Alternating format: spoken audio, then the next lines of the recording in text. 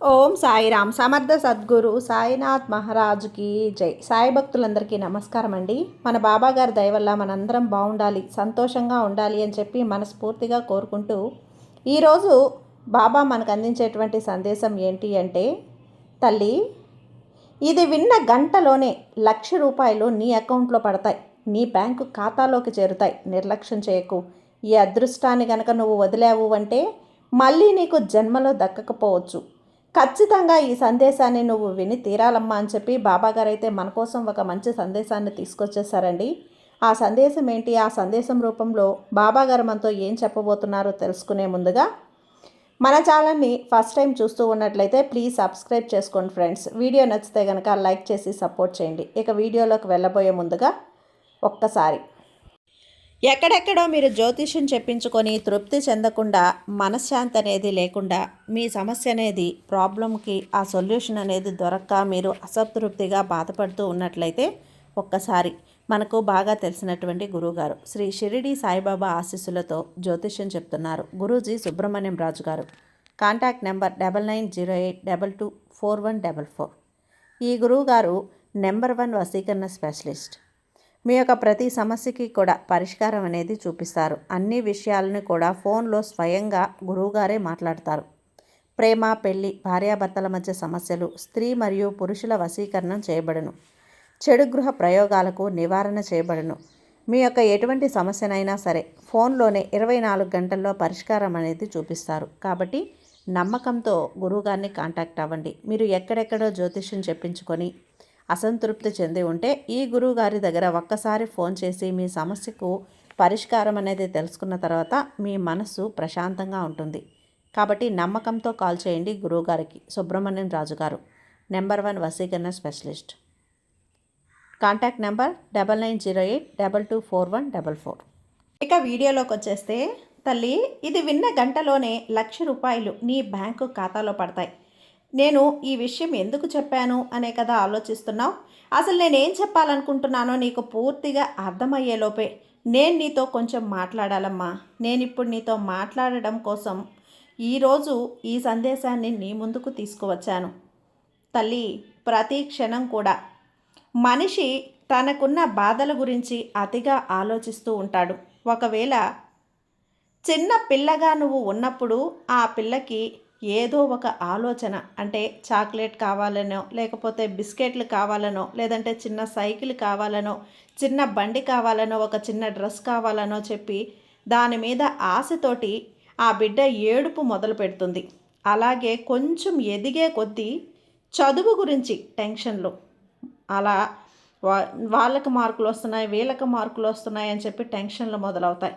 ఇంకొంచెం ఎదిగిన తర్వాత ఆడపిల్ల అయితే తన మెచ్యూర్డ్స్, అంటే నెల పీరియడ్స్ రావటం కూడా ఈ సమస్యలతో బాధపడుతూ ఉంటుంది. అలాగే అబ్బాయిలు అయితే కనుక చదువుకోవాలా, ఏదన్నా పనిలో దిగటమో, లేదంటే కనుక ఉద్యోగంలో కష్టాలు, ఇక పెళ్ళైతే భర్త సరిగా లేడని అమ్మాయి ఆలోచిస్తే భార్య సరిగా లేదు అని చెప్పి అబ్బాయి ఆలోచిస్తూ, పిల్లలు పుట్టిన తర్వాత ఖర్చులు అని చెప్పి, వారికి సేవింగ్స్ అని చెప్పి, ఇలా ప్రతి ఒక్క విషయంలో కూడా ఏదో ఒక దగ్గర ఏదో ఒక బాధతోటి ఆ మనిషి తన జీవితం అంతా కూడా ముందుకు నెట్టుకుంటూ వెళ్తారు. ఈ యొక్క సమస్యలతో నీ యొక్క సంసారం అనేది, సంసార సాగరంలో ఎన్నో కష్టాలు, ఎన్నో బాధలు, ఎన్నో అనుభవాలు, కొన్ని సంతోషాలు, కొన్ని ఒడిదుడుకులు, ఈ విధంగా సంసార సాగరాన్ని ఎలా ఈదుకుంటూ బయటకు రావాలి అని చెప్పి, పిల్లల్ని ఎలా పోషించాలి, ఎలా చదివించాలి, మంచి స్థాయిలో ఎలా ఉంచాలి, చేతి నిండా డబ్బులుంటేనే అన్ని సమస్యలకు పరిష్కారం. మరి డబ్బు ఆశించినంతగా సంపాదించలేకపోతున్నాం. డబ్బు అనేది రావటం లేదు. ఏ పని చేసినా కూడా అందులో కలుసుబాటు అనేది రావటం లేదు.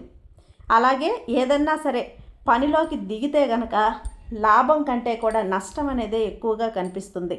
కష్టానికి ఫలితం రావటం లేదు. ఇంత వస్తుంది అనుకుంటే తక్కువ వచ్చి మనశ్శాంతి లేకుండా చేస్తుంది.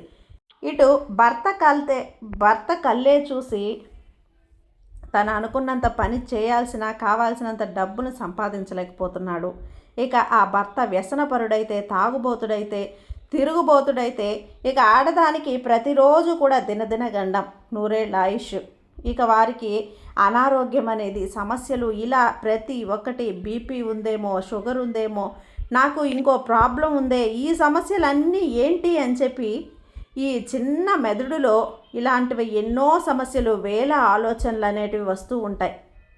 ఈ ఆలోచనలు అనేటివి అన్నీ కూడా మనిషి యొక్క మనసులో తిరుగుతూ ఉన్నప్పుడు ఆ మనిషి చివరిగా కోరుకునేది ఒక్కటే కదా, నాకు ఆరోగ్యం కావాలి, నాకు ఆనందం కావాలి, నాకు మనశ్శాంతి కావాలి, నాకు పడుకుంటే సరిగ్గా హాయిగా నిద్ర అనేది పట్టాలి, నా పనులు నేను చేసుకోగలగాలి.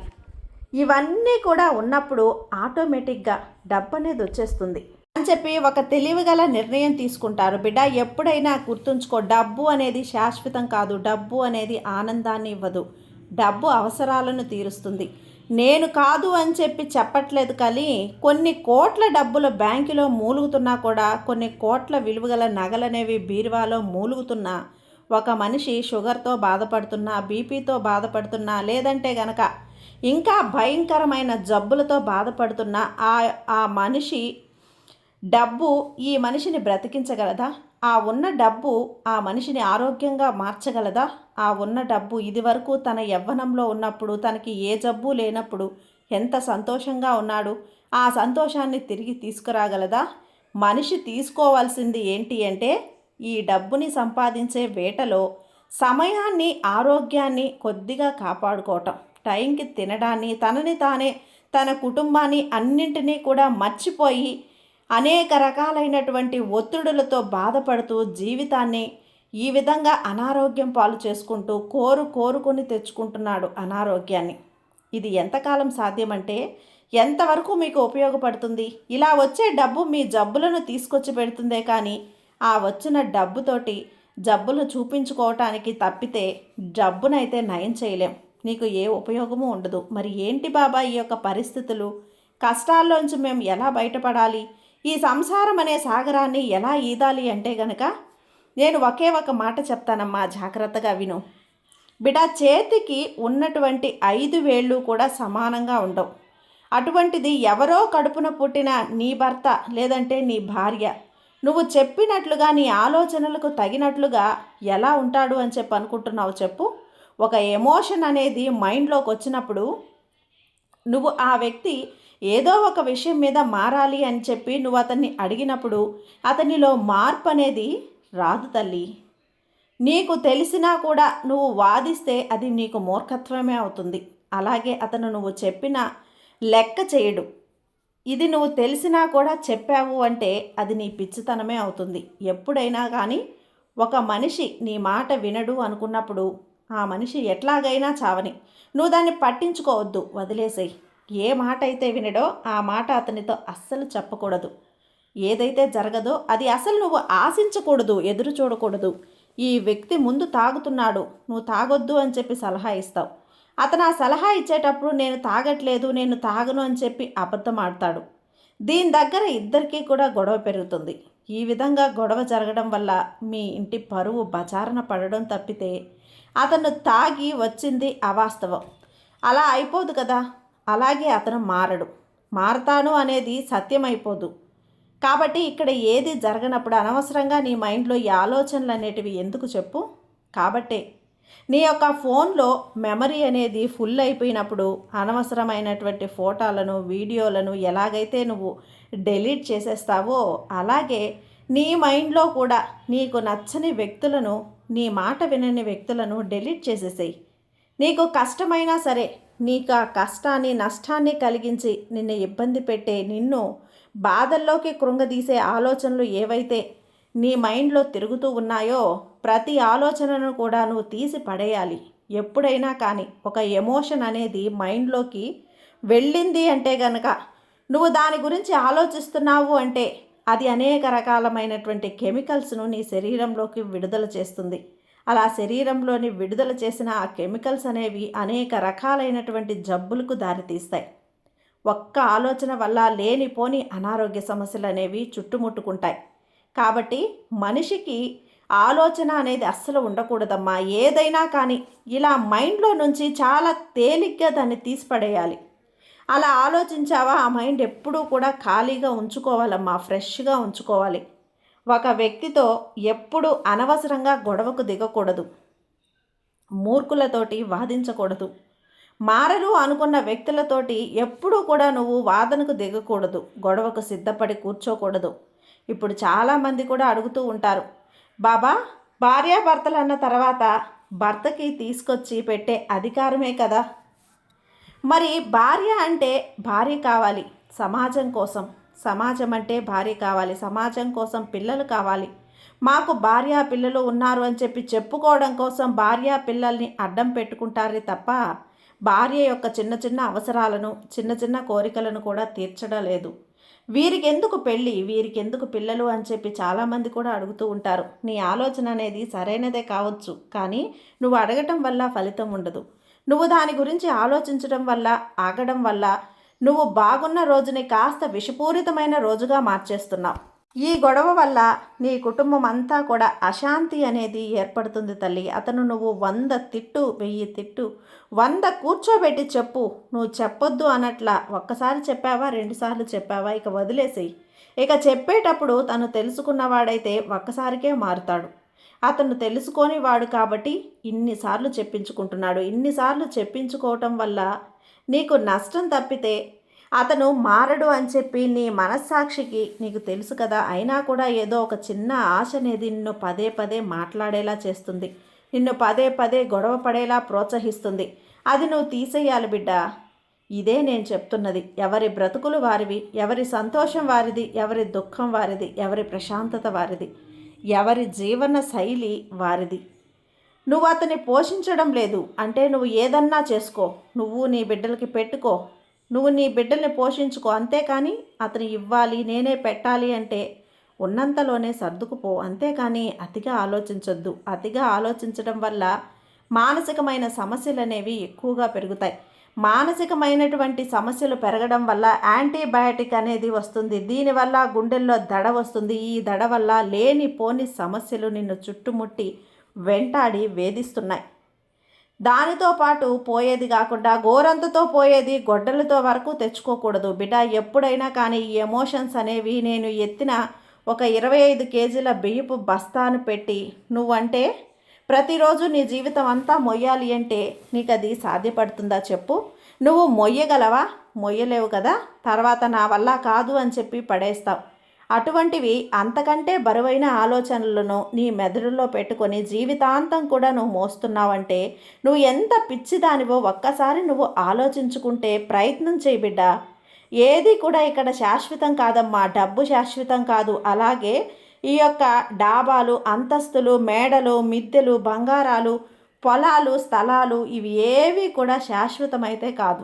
నీకు నువ్వే శాశ్వతం. నిన్ను నువ్వే కాపాడుకోవాలి. ఎప్పుడైనా కానీ నా భర్త ఇలా, నిన్ను నీ భర్త అలా అని చెప్పి ఒకరికొకరు ఎప్పుడు కూడా చెప్పుకోవడాలు, ఒకరి గురించి ఒకరు ఆలోచించుకోవడాలు, నలుగురు కూర్చున్నప్పుడు నీ బాధలు వారికి చెప్పడాలు, వారి బాధలు నువ్వు వినడాలు అంతవరకు అయితే ఓకే. కానీ నా భర్తలాగా వారి భర్త లేరే, నా భర్త మంచోడే, నా భర్త మంచివాడు కాదే, వాళ్ళ కుటుంబంలో వాళ్ళ ఆయన ఇది తీసుకొచ్చాడు నువ్వెందుకు తీసుకురావు అని చెప్పి గొడవ ఇంట్లో పడటం అనేది ఎటువంటివి ఏవి కూడా చేయకూడదు. ఎవరి జీవితాలు వారివే, ఎవరి బ్రతుకులు వారివే. నేను మళ్ళీ మళ్ళీ చెప్తున్నాను, చేతికి ఉన్న వేళ్లే సమానంగా ఉండవు. అటువంటిది వాళ్ళ భర్త నీ భర్త ఒకే ఆలోచన విధానంలో ఎలా ఉంటారు చెప్పు? కొంతమంది బాగా సంపాదించాలని ఆశతోటి, తపనతోటి ఉంటారు. వాడికి ఎన్ని రోగాలు ఉన్నాయో, వాడు ఎన్ని అప్పుల్లో ఉన్నాడో, వాడికి ఎంత టార్చర్ ఉందో, వాడికి ఎంత నరకం ఉందో అది వాడి ప్లేస్లోకి వెళ్ళి మనం చూస్తే తెలుస్తుంది. నువ్వు రోజుకి 200, 300 తెచ్చుకుంటున్నావు, కానీ నీకు ఏ అప్పులు లేవు. నీకు తిన్న అన్నం అనేది చక్కగా జీర్ణమైపోతుంది. అలాగే పడుకుంటే హాయిగా నిద్రపడుతుంది. నిన్ను అడిగేవాళ్లే లేరు. అంటే నెల వచ్చేసరికి ఇది కట్టాలి, అది కట్టాలి అని చెప్పి ఏ టెన్షన్ కూడా నీకు ఉండవు. హ్యాపీగా నీ యొక్క లైఫ్ని నువ్వు గడుపుతూ ఉంటావు. అలా ఉండాలి జీవితం అంటే. బిడ్డ, ఎప్పుడైనా కానీ ఎదుటివారిని చూసి మనం ఏడవకూడదు. ఎదుటివారి యొక్క ఎదుగుదలను చూసి అంతే మనం కూడా స్పీడ్గా ఎదగాలి అని చెప్పి అనుకోకూడదు. అలాగే ఆ యొక్క స్పీడ్లో, ఆ యొక్క టెన్షన్లో, ఆ యొక్క ఒత్తిడిలో అనేక రకాలైనటువంటి అనారోగ్య సమస్యలు అనేవి నిన్ను తెచ్చుకోకూడదు అని చెప్తున్నాను. ఇక్కడ భర్త విషయంలో భార్య ఒత్తిడి చేయకూడదు, భార్య విషయంలో భర్త ఒత్తిడి చేయకూడదు. ఒకవేళ ఆ భర్త మూర్ఖుడైతే, నువ్వు చెప్పిన మాట వినకపోతే, నువ్వు చెప్పింది చెయ్యకపోతే వదిలేసేయి. అతనిలో ఉండే వ్యసనాలను మార్చుకోకపోతే అతని కర్మకు అతన్ని వదిలిపెట్టు. నువ్వు నీ యొక్క జీవితాన్ని ప్రశాంతంగా బ్రతకడం నేర్చుకో.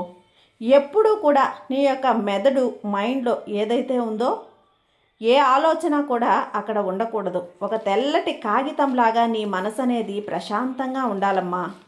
అలా తప్పితే లేనిపోని ఎమోషన్స్, లేనిపోని టెన్షన్లు, లేనిపోని భయాలు, లేనిపోని ఒత్తిడులు, భవిష్యత్తు గురించి ఆలోచనలు, డబ్బు గురించి వేదన, ఇలాంటివన్నీ కూడా ఏవి పెట్టుకోకూడదు. నువ్వు రేపటి గురించి ఆలోచించకూడదు. నిన్నటి గురించి తలుచుకొని బాధపడకూడదు. ఈ క్షణం నేను సంతోషంగా ఉన్నానా, ఆనందంగా ఉన్నానా, అది మాత్రమే నువ్వు హాయిగా ప్రశాంతంగా నవ్వగలిగితే అదే నీకు 100 ఏళ్ల భవిష్యత్తుని ఇస్తుందమ్మా. ఈ విషయాన్ని నువ్వు గుర్తుంచుకో బిడ్డ. ఇది చెప్పేటప్పుడు వినేటప్పుడు బాగానే ఉంటుంది, కానీ బాబా ఆ ఎమోషన్స్ వచ్చినప్పుడు నా భర్త చేసే పనులు చూసినప్పుడు నాకు ఆటోమేటిక్గా కోపం అనేది తట్టుకోలేకపోతున్నాను, వచ్చేస్తుంది. నేను ఏం చెయ్యాలి అంటే అలా కోపం తెచ్చుకొని వచ్చినా కూడా నువ్వు ఆ సమయంలో నేను చెప్పే ఈ మాటలన్నింటినీ కూడా గుర్తు చేసుకొని కోప్పడకూడదు. ప్రశాంతంగా ఉండాలి అని చెప్పి నువ్వు తెలుసుకోవాలి. అతను ఢీ అంటే నువ్వు ఢీ అనకూడదు. అతను ఏదన్నా మాట అన్నప్పుడు నువ్వు సైలెంట్గా అయిపోవాలి. నువ్వు సైలెంట్గా అయిపోయి అతను ఎన్ని బాధలు పెడుతున్నా కూడా నువ్వు భరించుకుంటూ వస్తున్నావు అంటే గనక అతనిలో ఒకరోజు మార్పు అనేది ఖచ్చితంగా వచ్చి తీరుతుందమ్మా. ఆ మార్పు అనేది ఎంత హాయిగా ఉంటుంది అంటే గనక నువ్వు పట్టిన ఓర్పుకి భగవంతుడు ఒకరు ఉన్నారు, ఆయన సమాధానం ఇస్తారు, ప్రతిదీ కూడా ఆయన చూసుకుంటాడు అనేది నువ్వు మాత్రం మర్చిపోకు. ఎవరి లెక్కలు ఎలా తీర్చాలో, ఎవరి ప్రశ్నలకు సమాధానం ఎలా ఇవ్వాలో, ఎవరి కర్మానుసారం ఎవరు ఏది అనుభవించాలో ప్రతీదీ కూడా ఆ భగవంతునికి తెలియదా? తెలుసు కదా. ఏది కూడా లేదు అన్న విషయాన్ని గుర్తుంచుకో తల్లి. నీటి మీద బుడగలాంటి ఈ జీవితాన్ని అనుక్షణం టెన్షన్ తోటి, ఒత్తిడితోటి, ఎదుటివారిలో మార్పు రావడం కోసం ఎదురు చూడటంతో, ఇటువంటి తపనలతోటి నీ జీవితాన్ని సంతోషంగా నువ్వు గడపలేకుండా పోతున్నావు, బాధతో గడుపుతున్నావు. ఆనందం అనేది లేకుండా పోతుంది తల్లి. నీ పిచ్చితనానికి నిదర్శనం నీవు పిచ్చిదానివి అని చెప్పి 10 మంది కూడా ఖచ్చితంగా చెప్పుకునే రోజు అనేది వస్తుంది. కాబట్టి ఇటువంటివన్నీ కూడా వృధా ప్రయత్నాలు చేయొద్దు. నేను నీకు అకౌంట్లోకి ₹1,00,000 వస్తాయి అని చెప్పి చెప్పాను కదా తల్లి. ఆ ₹1,00,000 కంటే కూడా విలువైనది నీ ఆరోగ్యం. నీవు ఎన్ని లక్షలు పోగు చేసినా సరే, సంపాదించినా సరే, ఒక్కసారి ఆరోగ్యం పోయింది అంటే గనక నువ్వు ₹1,00,00,000 ఖర్చు పెట్టినా కూడా పోయే ప్రాణాన్ని ఆపలేవమ్మా. నీ ఆరోగ్యం, నీ శరీరం దైవం లాంటిది, దేవాలయం లాంటిది. మనసు అనేది చాలా శుద్ధిగా ప్రశాంతంగా ఉండాలి. అనవసరంగా ఎవరి విషయాల్లో జోక్యం చేసుకోవద్దు. ఎవరి మాటల్లో కూడా పడిపోవద్దు. ఎవరిలో కూడా మార్పు రావాలి అని ఎదురు చూడొద్దు. ప్రశాంతంగా ఉండు. నీ జీవితాన్ని గడపడం నేర్చుకుంటే అదే నీకు ₹1,00,00,000 తీసుకొచ్చి పెడుతుంది తల్లి. 1,00,000 కాదు, ₹1,00,00,000 తెచ్చిపెడుతుంది. నేను చెప్పే మాటలో ఉండే ఈ అర్థం, ఆంతర్యం అనేది నువ్వు గ్రహించావు అంటే ఖచ్చితంగా నువ్వు మారి తీరుతావు. ఈ రోజు నుంచి నీకు ₹1,00,000 కంటే, డబ్బు కంటే విలువైన ఆనందాన్ని, సంతోషాన్ని, మనశ్శాంతిని పొందుతావు. ఇదే ఈరోజు నీ సాయి నీకు అందించేటువంటి అనుగ్రహం. తప్పకుండా అందుకో బిడ్డ. ఈ సాయి మీద నమ్మకంతో ఉండమ్మా, నీకంతా కూడా మంచే జరుగుతుంది. నీ సాయి నీకు ఉన్నంత వరకు తోడుగా నీకు భయమెందుకు చెప్పు. సర్వే జన సుఖినో భవంతు. జై సాయిరామ్.